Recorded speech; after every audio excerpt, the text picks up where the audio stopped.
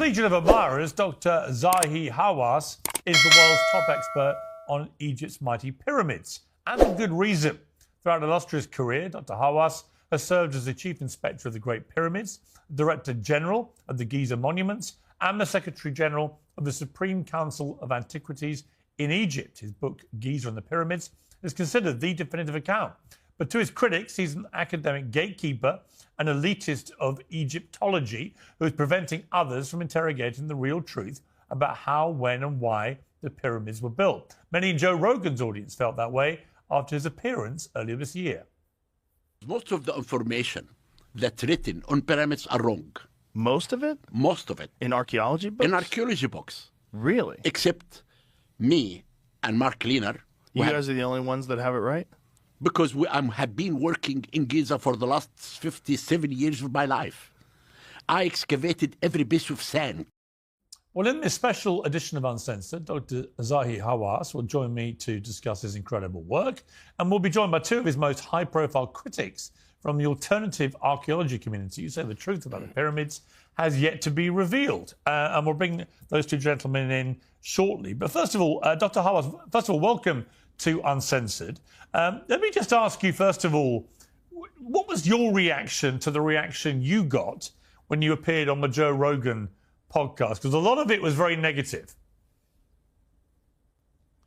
No, when I give any talk about pyramids, I expect the person who interviewed me to read about pyramids or to read about our work. I am sorry, when I did this last interview, I didn't see that Mr. Rogan did really read anything that we published. And that's why I was trying to refer to our excavation, to our book, and so. But I'm sorry that he said that this show was the worst he did. And after that, he said it was good. It's his opinion, but I do. When I talk about evidence of how the Egyptian built the pyramids, I present all the archaeological evidence that I do have. In the other side, I don't see any evidence that anyone can give me to say that pyramids built by so-and-so. And that was my point. My point that I have been excavating in Egypt for the last 57 years. I excavated every piece of sand at Giza Plateau. Then when I present a theory or any idea, I present it with evidence. I'm not talking about something on air. No. I'm talking about what we have been discovered at Giza for the last 50 years. But let me ask you, if you don't mind me just quibbling about one thing, have you really examined every grain of sand at Giza? We did. You know, I have to tell you. How many grains are there? I discovered west of the Great Pyramid about 20 tombs. One of them mentioned in the Wadi al-Jarf papyri that talking about building the pyramid by someone whose name was Mirror. We found the tombs of the pyramid builders at Giza. Big, major, important discovery. We found the tombs in the upper cemetery for the technicians with titles in hieroglyphic. Each title has to do with building the pyramid. The lower cemetery for the workmen who moved the stones. And next to this, Mark Leaner excavated an area for sorting salted fish, the bakery for making bread, the houses and the villages that the workmen lived. Then we do, I can talk to you. This is what I'm doing in the States now.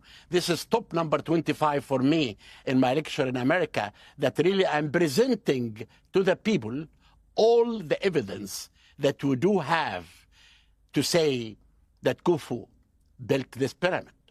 And this pyramid did not appear at once. No. But the key recent discovery that I believe you've made public is that it's always been traditionally assumed that the pyramids were built by 100,000 slaves. But you've done some research recently that you believe contradicts that theory. Your team unearthed tombs near the pyramids, you just touched on that suggest they were in fact built by highly skilled, paid labourers under a strict regime and were not actually slaves, because the slaves, you've argued, wouldn't have had formal burial in close proximity to the pyramids. So, A, just explain that to me, and B, explain why this is such a significant discovery in your opinion. Okay. When we discovered the tombs of the pyramid builders, this discovery, based on the names that we found inside the upper cemetery, I can tell you that pyramids were built by the ancient Egyptian, because all the names that we found were Egyptian names. The second important thing, that there were no slaves. If there were slaves, the workmen will never be buried in the shadow of the pyramids. If there were slaves, they will never prepare their tombs for eternity like kings and queens. I want to tell you one important thing. There is a big difference between slavery in America in the past and Europe and in Egypt. In America and Europe, you can own a person.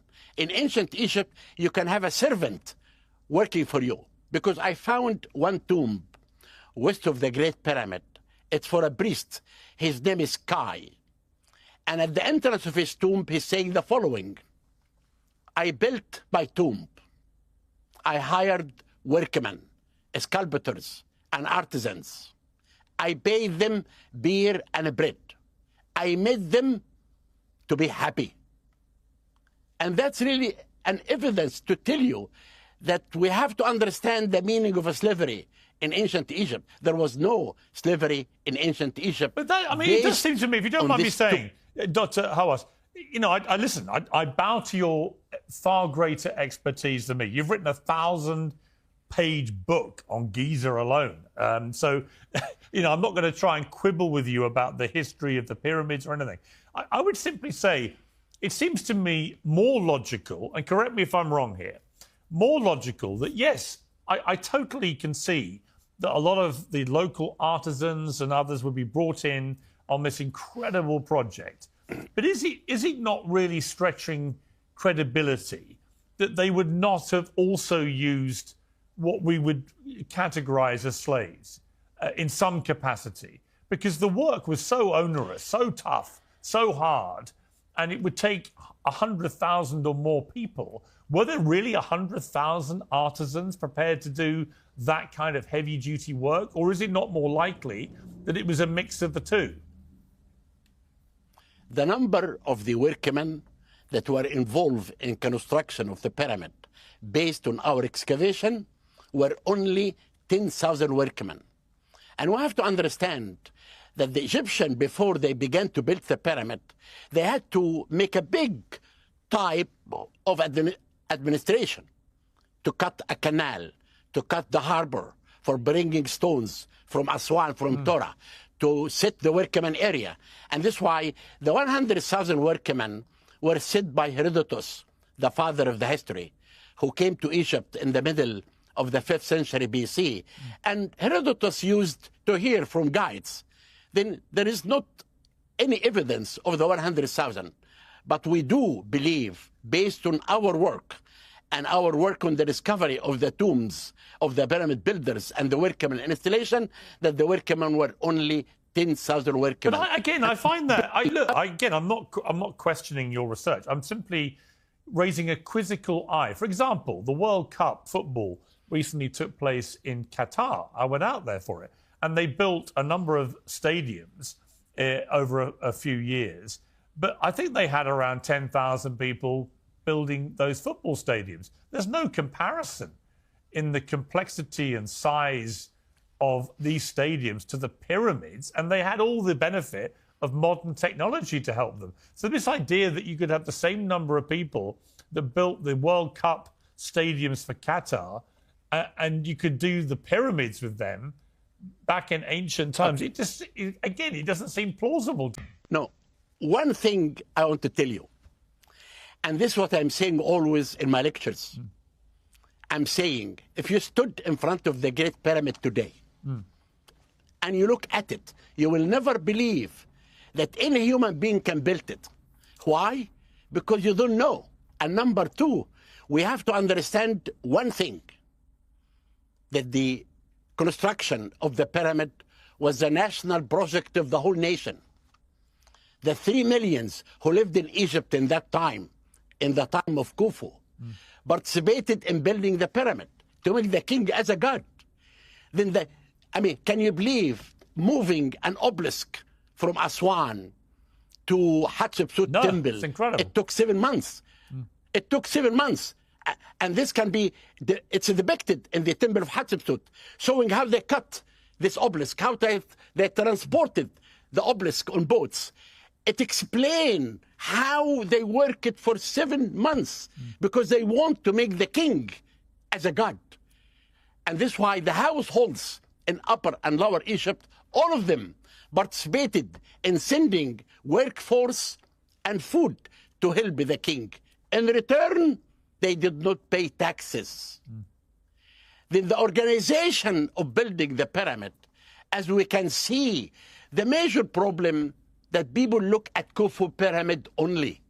They don't look what happened before and what happened after.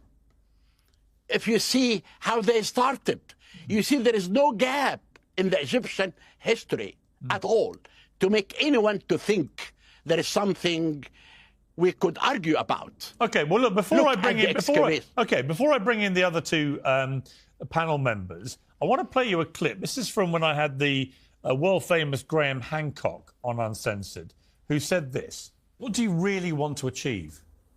What is the goal? Most of all, what I would like to achieve is for archaeologists to engage with my work without smearing me, without calling me a racist and a white supremacist and a misogynist and an anti-Semite. All of these words were applied to me. So I guess my question there, Dr. Hawass, is do you have an objection to people like Graham Hancock having their own theories about the pyramids because they're not actually from the Middle East, because they're white guys from England?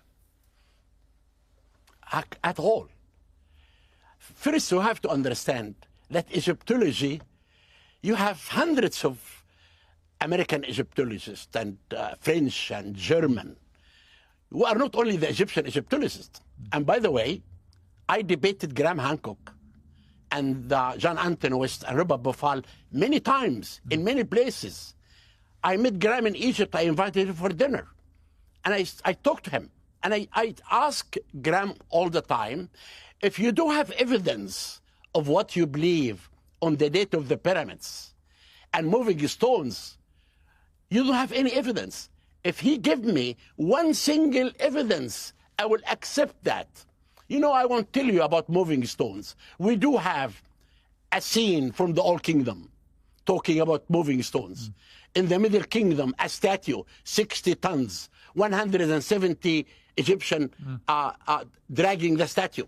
The Hatshepsut obelisk, all this can tell us how the Let me ask you, let me ask you, why do we not, given we've got technology these days which can go incredibly deep, why don't we just go under the pyramids and go right deep, right down, and really get to the bottom of this? What's the objection to doing that?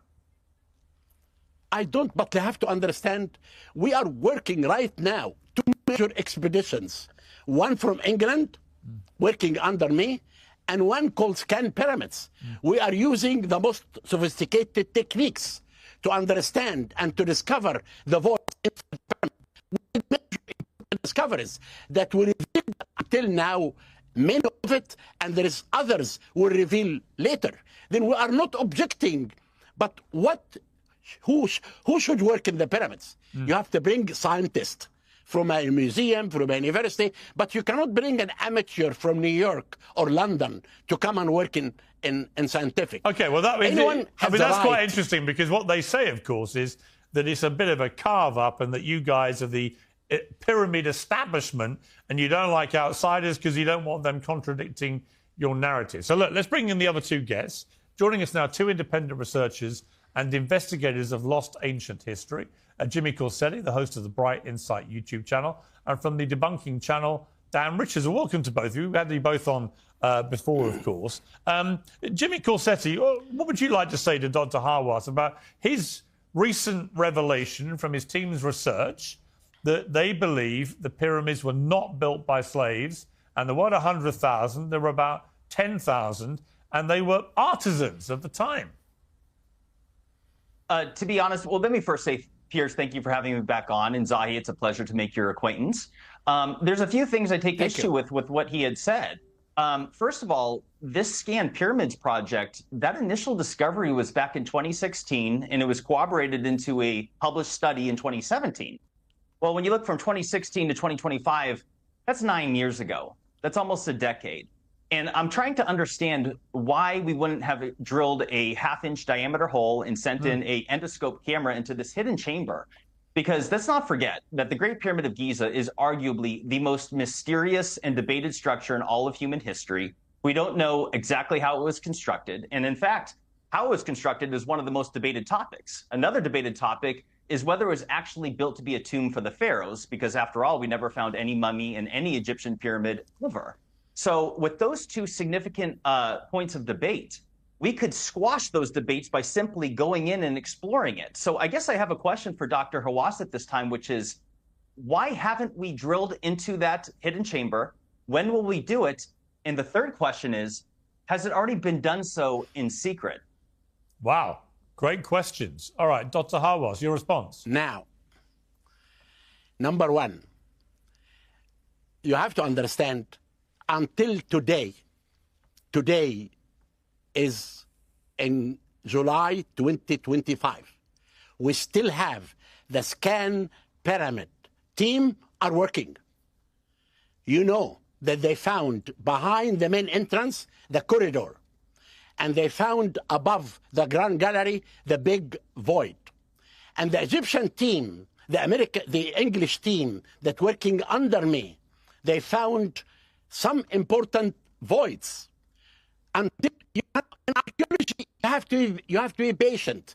You have to study how are you going to drill, or the new techniques that they're using.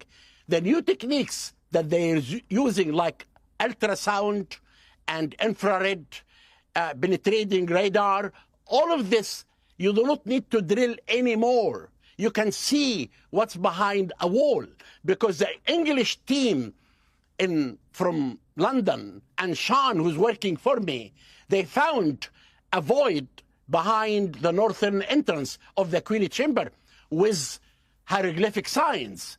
We are studying now how can we approach all these voids. But you have to understand one thing. We are not making anything secret. We advertise everything that we discover. We found above the King Chamber, in the 5 chambers, relieving chambers, 2 more names of the gangs who built the pyramids. And we found year 13 of Khufu's reign. And this is what I'm talking about in my lecture in the States now. This is my number 25 lecture that I am publishing, announcing to the public everything that we discover inside the Great Pyramid. Nothing is secret. Okay, well, that's good. That's good to have that clarified. If you're stressed about back taxes, miss the April deadline, or your books are a mess, well, don't wait. The IRS is cracking down. Penalties add up fast, 5% per month, and up to 25% for not filing. Tax Network USA can help. They've assisted thousands of Americans, from employees to business owners and people who haven't filed for years. They have direct access to powerful IRS programs and expert negotiators on your side. Tax Network USA knows how to win. You'll get a free consultation, and they may even be able to reduce or eliminate what you owe. So don't wait for the next IRS letter. Call 800-958-1000 or visit tnusa.com/peers. That's tnusa.com/peers for expert help on your taxes. Can I just ask you, just on a personal level, about one thing that's constantly put out there as to whether you believe this is true? That the Great Pyramid of Giza is claimed to have a correlation with the Earth's circumference and polar radius, based on the idea that multiplying the pyramid's perimeter by 43,200 equals the Earth's equatorial circumference, and multiplying its height by 43,200 equals the Earth's polar radius. So that this number, 43,200, is also related to the precession of the Earth's axis. Is that all true? You know, I'm not objecting any theory, but you have to understand, every day I hear a theory about a pyramid. Sometimes but that one is, them. that one is an amazing theory. If that theory is true, it is mind-blowing. Do you think it's true? No one send it to me. I will study it, and I will. You've not heard it? It's the same number on the Sumerian Kings list. 43,200 has been seen in ancient history inexplicably, and the Sumerians are the earliest documented human civilization we have, and that number ties in with them. Real quick, I'm sorry, but Zahi, you didn't answer my prior question. Have you guys gone in and explored that hidden chamber? And if not, when will you be doing so? Because to be honest, we could do it by the end of the weekend. It's not difficult to drill a half-inch diameter hole and send in an endoscope here. So have we been in there? And if not, when are we going, brother? I need to know. This will answer all of our questions. If you want to squash debate involving, the conspiracy theorists and everything, all we got to do is go in and look. We know where it's at. We could drill a hole. This is doable. Yeah, I agree. Why can't you just go in? I answered your question, and I said, so you're saying we have not gone in and explored that chamber. Is that correct? Can you please let me to answer you? Yes. I already answered you, and I said, all these voids that we found, the Scan Pyramid team and the English team, right now, we are discussing and studying how we are going to get in. You cannot just go in directly like this. You have to make a study. You have to research it. You have to decide, as a scientist, when can you do it? And when we can use it, it's been 9 years. We do that, we can... Yeah, 9 years, come on. brother. I mean, look, we sent rockets. We sent rockets to the... Wrong. Hang on, you are wrong. Dr. I'm Hawass, sorry. we have sent rockets to the moon since the 60s. I mean, the idea we can get to the moon in space rockets, but we can't get inside a chamber of a tomb in a pyramid. I mean, come on. Do you want me to answer now or still any talk? I told you what we found inside the Great Pyramid. And I told you, this year, 2025, is the year that we are studying how can we enter inside these voids. And he said 9 years. Yes, it can take more than 9 years. This is the pyramid of Egypt. This is something valuable. This is one of the 7 wonders of the world. Yep. You just can go and boom and drill like this. You have to be sure that this drill is important to discover something. Okay. That is not 9 years. We have been working since 9 years until today. I hear you. Let me bring in Dan Richards. Dan, what would you like to say to Dr. Hawass? Because there is obviously, there's been a kind of raging conflict between what people see as the establishment Egyptologists who have kind of access and control, and then all you guys who would probably love to get that kind of access and control but don't have it. What do you view about what he's been saying? Well, first of all, thank you for having me, Piers. It's good to meet you, Zahi. I have a quick... when you were on Joe Rogan, you said that you didn't know what Zep Tepi was. And I figured I would give you a chance. I would imagine as the premier Egyptologist in the world, you do know the Egyptian creation myth. Would you mind just explaining it to us real quick so that to kind of vindicate yourself and show the world you do know what Zep Tepi is? No, I mean, I know about the ancient Egyptian creation, but maybe I don't know this term. But what I'm saying, what this has to do with what we are discussing now.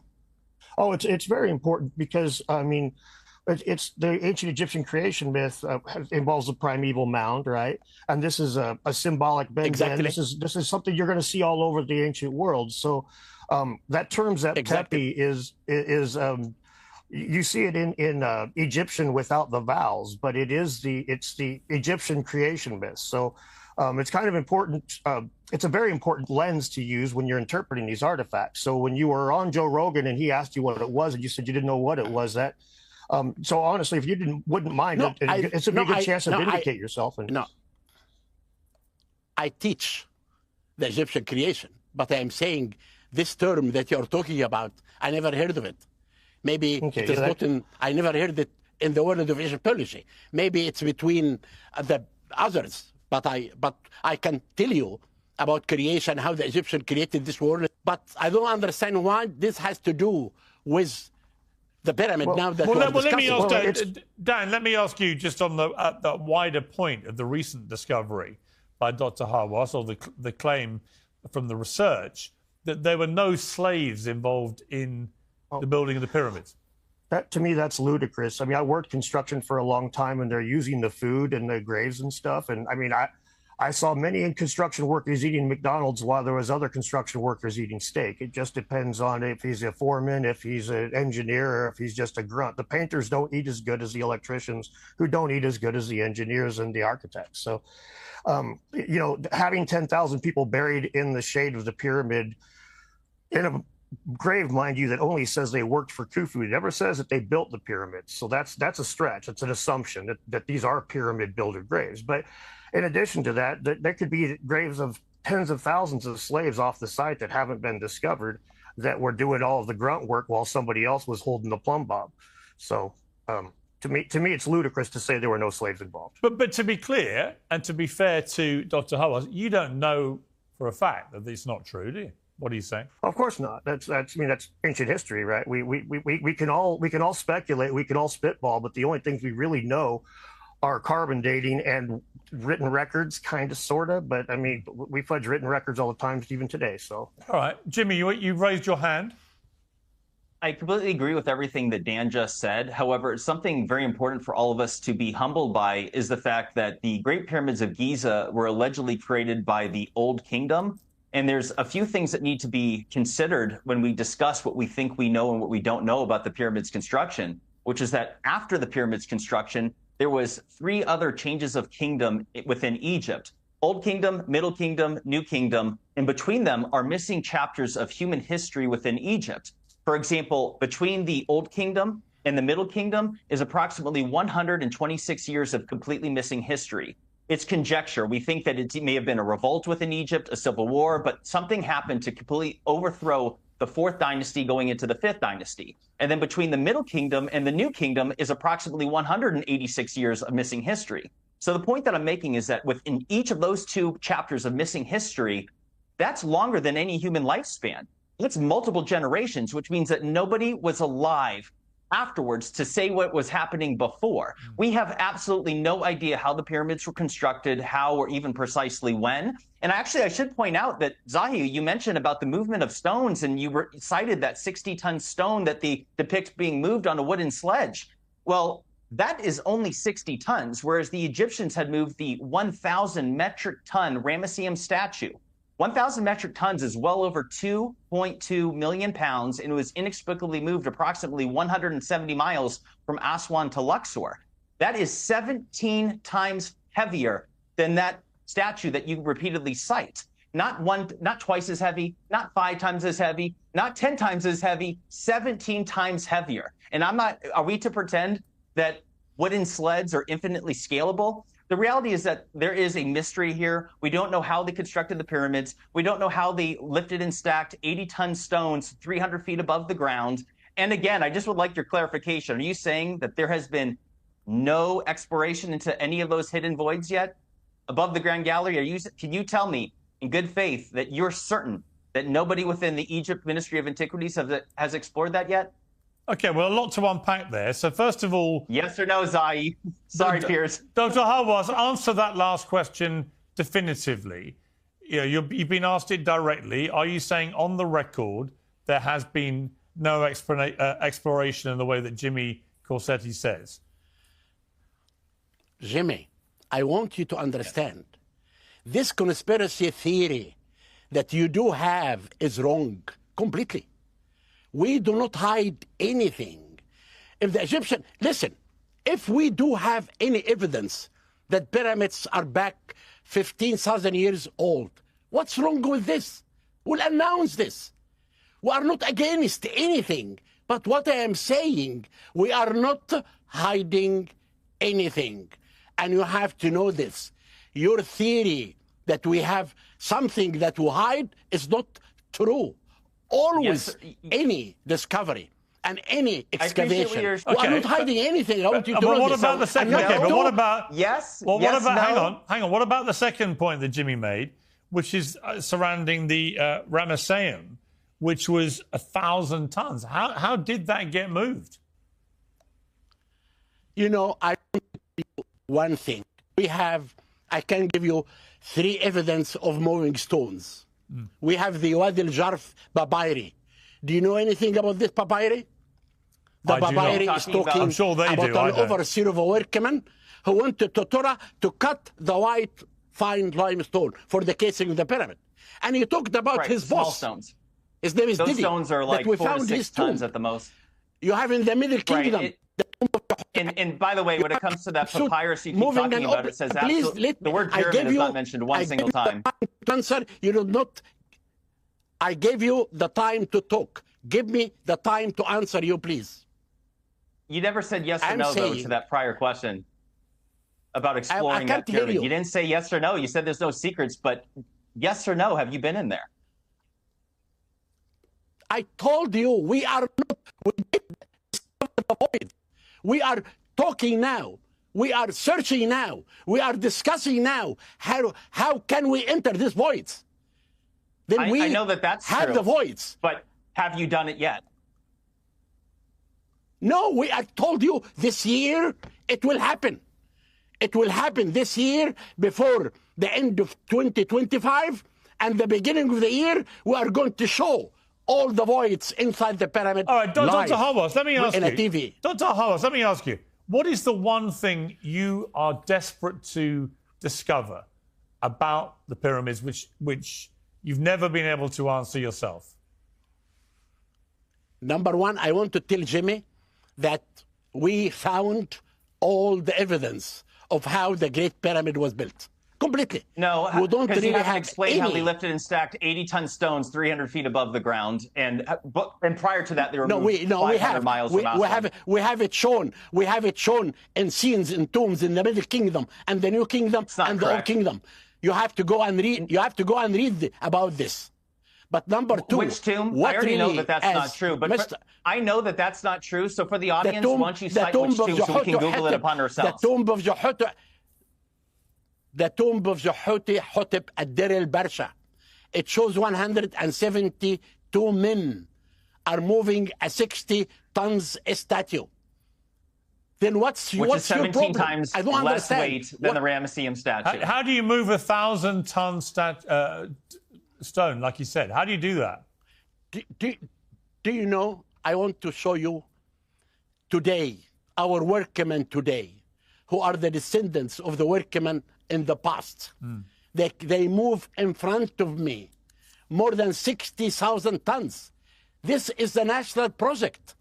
This Egyptian who lived in the time of Ramses II. This is in the Old Kingdom, and there's absolutely no documentation of any kind describing how the pyramids were constructed. Again, there's missing history that happened right after. You are wrong. You are wrong. Out of the 100,000 hieroglyphs in Egypt, there's not one single one that depicts or otherwise describes in any capacity the construction of the pyramids. And again, that diary that you keep citing actually doesn't include the word pyramid whatsoever. Okay. Just like Dan Richards had just said, it's an assumption. You know, Zahi, if you would like to invite me out to show me, you know, the exploration of this hidden void, I think it'd be very good for the influence of the various influencers within this community on the internet that are concerned that things have not been shared on the up and up. I'd actually like to come. I like you. I know I'd like to come as the impartial guide on that trip, actually. And I would report on it honestly, Zahi. Let me bring Dan back in. Dan, out of interest, the same question to you, Dan.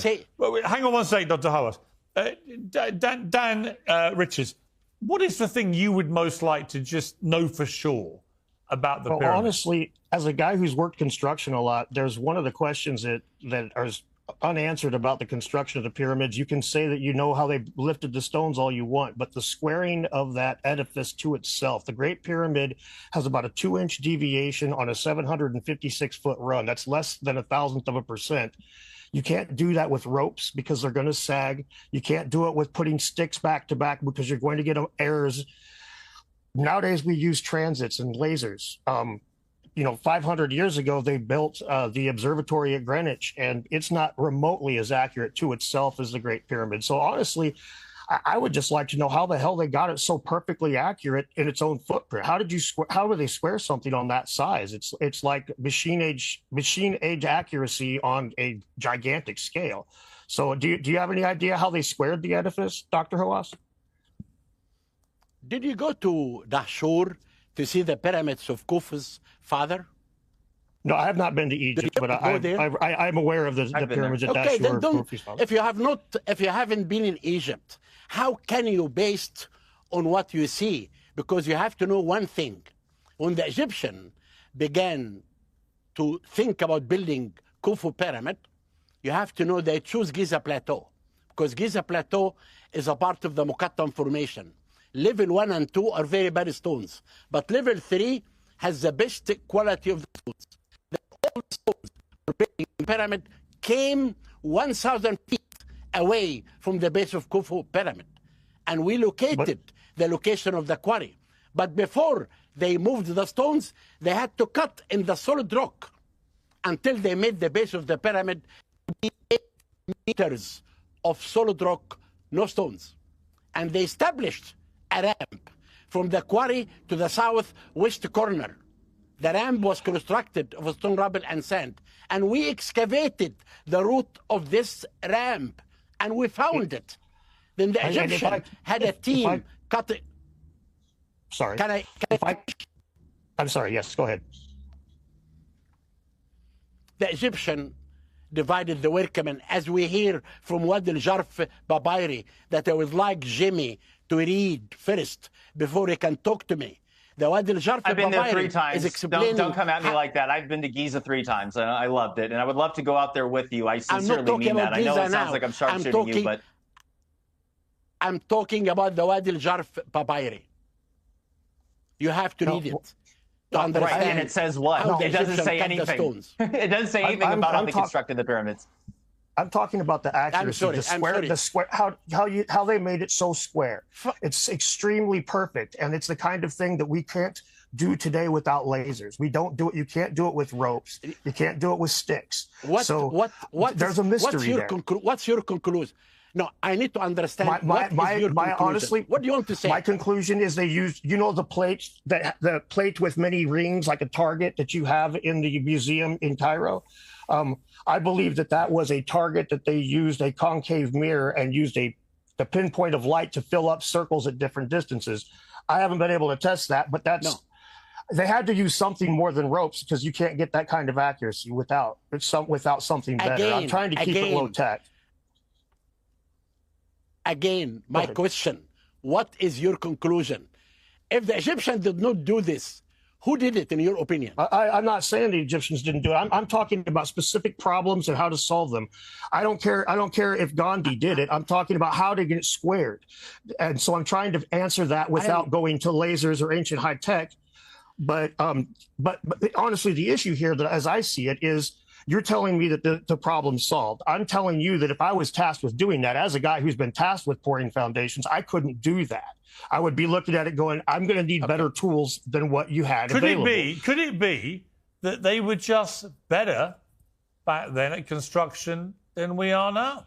Well, you're talking about a margin of error. So, I mean, you still have to figure out how they measured. I mean, there were geniuses all over the place in that period of the history of the planet. I mean, why couldn't they just have had construction geniuses who, bereft of things like lasers, had to come up with other brilliant ideas to do? I mean, look, somebody built this, right? Somebody built this. I have to assume they were humans. It's most likely they were Egyptian humans. So we should be able to agree on those broad parameters. The fascinating thing about the pyramids is we just don't really know how they did it. And I hope... And it exceeds the known capabilities of the dynastic Egyptians. Yeah. Well, what's that, sorry? What the pyramids themselves exceed the known capabilities of the dynastic Egyptians. So that's what makes it so fascinating. And look, we've run out of time. I could talk about this for hours. I've become a real Egypt pyramid nerd because of this. But I actually love your idea, Jimmy, that we all go out to the pyramids.